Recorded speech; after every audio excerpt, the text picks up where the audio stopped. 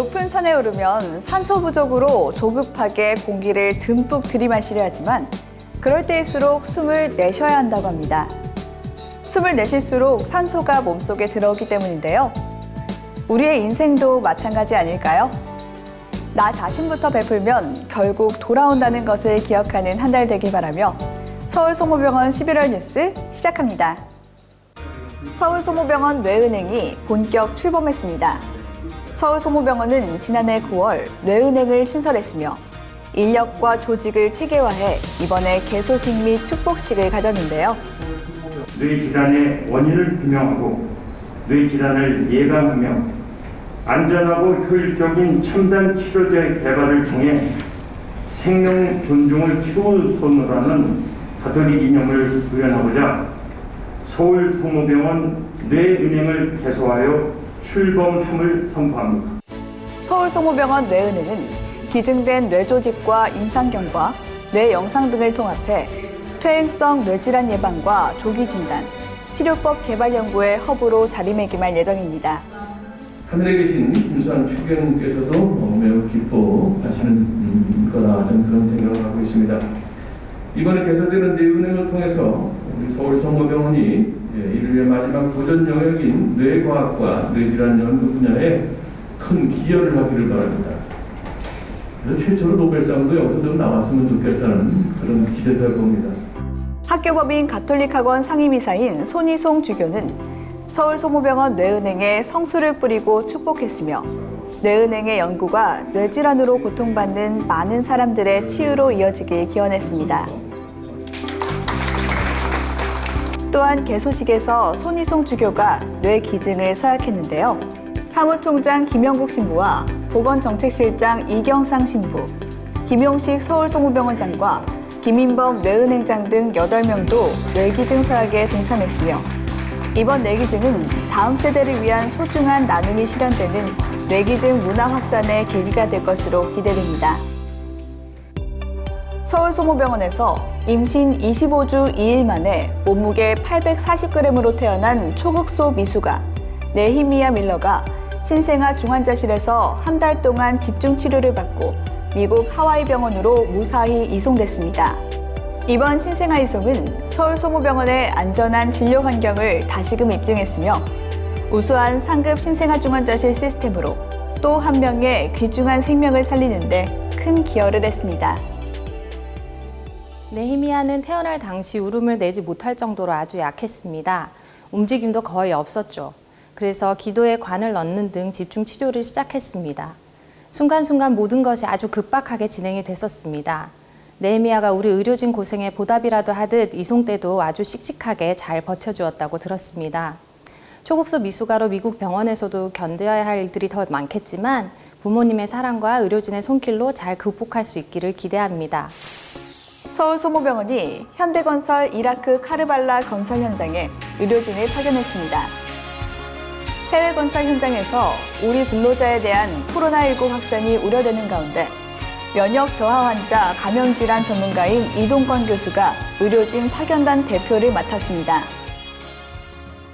그동안 서울성모병원이 열심히 노력해서 가지고 있는 노하우를 잘 전달해서 해외에 근무하고 있는 한국의 근로자들의 건강을 안전하게 지킬 수 있도록 준비하겠고 그분들 역시 우리와 비슷하게 근무할 수 있게 또 안전하게 잘 유지할 수 있도록 의료 시스템을 만들어서 서울성모병원 협조할 수 있도록 준비하겠습니다. 서울소모병원 간호부가 간호주간 행사를 개최했습니다. 코로나19로 안전한 국민안심병원 지정과 선발진료소 운영 등 바쁜 시기를 보내고 있는 간호사들을 격려하고 지친 일상에 활기를 불어넣고자 언택트 치얼업 행사를 진행했습니다. 또한 간호사 승단식 및 간호학술 세미나를 가지며 전문성 향상과 학문적 성과를 이룬 간호사들을 시상하고 축하하며 간호주간을 성공적으로 마무리했습니다. CN3가 돼서 정말 기쁘고요. 앞으로도 더 발전되는 간호사가 되도록 노력하겠습니다. 또 후배들한테도 더욱더 모범이 되도록 하겠습니다.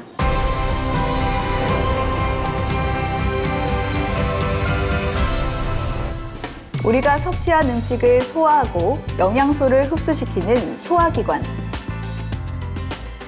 이 소화기관에 만성적으로 염증이 생기는 병을 염증성 장질환이라고 하는데요. 호전과 악화가 반복되는 염증성 장질환은 평생 관리해야 하는 만성질환으로 궤양성 대장염과 크론병이 대표적입니다. 아랫배를 쥐어짜는 듯한 복통과 함께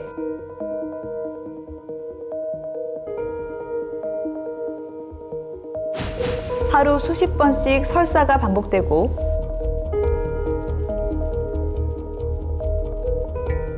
대변 급박감, 대변을 보고도 또 마려운 잔변감을 느끼게 되며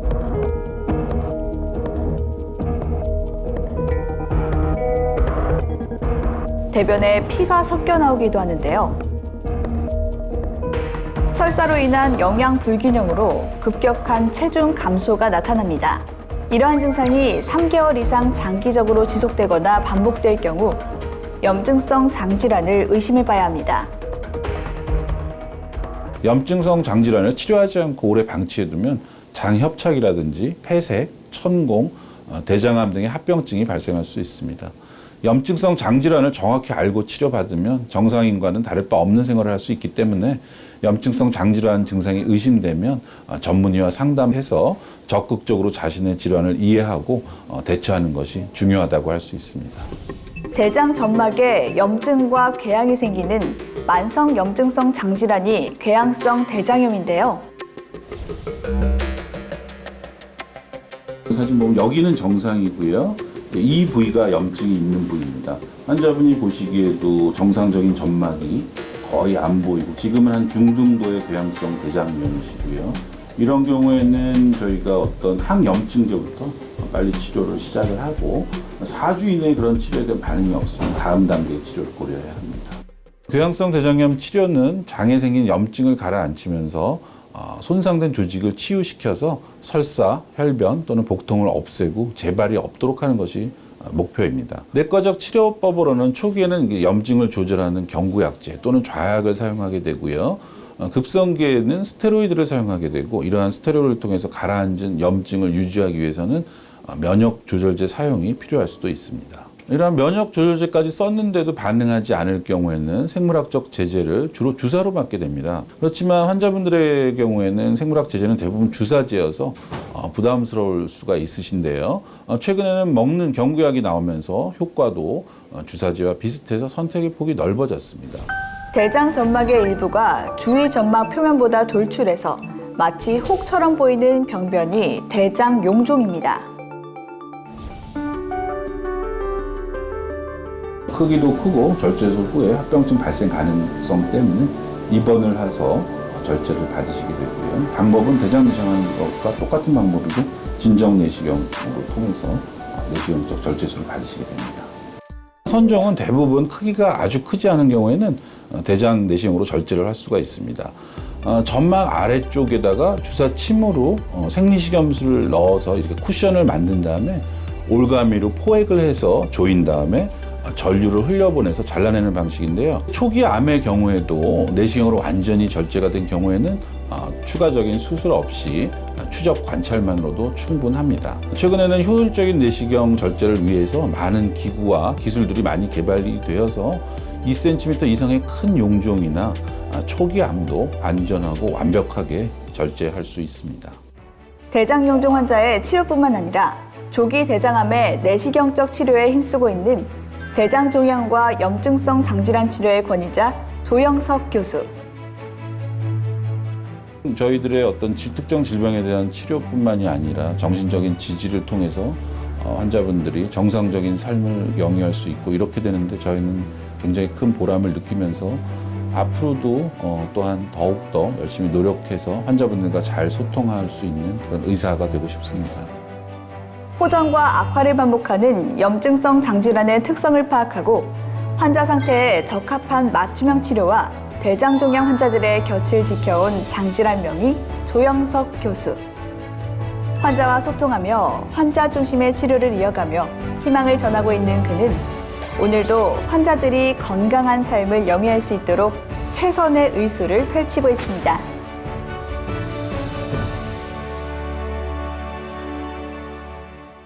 다음은 우리 병원의 다양한 소식을 전하는 서울송모병원 포토뉴스입니다. 정형외과 김양수 교수팀이 회전근개 부분 파열을 아텔로 콜라겐 주사로 치료한 뒤 영상 검사를 통해 파열 부위가 회복된 것을 세계 최초로 확인했습니다. 송모병원이 새로운 아이디어를 발굴하고 인재를 육성하는 전담 조직 겨자씨 키움센터를 설립하고 공모전을 개최했습니다. 겨자씨 키움센터는 내부 교직원들의 혁신 아이디어를 모아 4차 산업혁명 시대에 대응하고 새로운 성장 동력을 발굴해 나갈 예정입니다. 서울송모병원 국제협력팀이 해외 환자 유치를 위한 영문 소식지를 신규 발행했습니다. 다양하고 유용한 의료 건강 정보를 영문으로 제작해 해외 및 국내 거주 외국인 환자에게 정보 서비스를 제공하며 매 분기별로 발간될 예정입니다. 다음은 우리 병원 교직원들의 동정을 전하는 서울송모병원 소식통입니다. 신경외과 김진성 교수가 제34차 대한척추신경외과 정기학술대회에서 척추 내시경과 관련된 탁월한 연구로 임상학술 대상을 수상했습니다. 가정간호팀 조순아 간호사가 서울시가 주최한 서울시민 생명사랑의 날에서 자살 예방 활동을 통해 생명 존중 문화 조성에 기여한 공로를 인정받아 서울시장상을 수상했습니다. 다음은 서로를 응원하고 따뜻한 힘을 북돋아주는 서울송모병원 칭찬합시다 시간입니다. 늘 한결같은 다정함으로 동료들에게 힘을 북돋아주는 이달의 칭찬 주인공입니다. 모두 축하합니다. 인생은 결국 습관이 결정짓는다고 합니다. 좋은 습관으로 건강하고 행복한 삶을 만들어 나가길 바라며 다음 달 더 좋은 소식으로 찾아뵙겠습니다. 고맙습니다.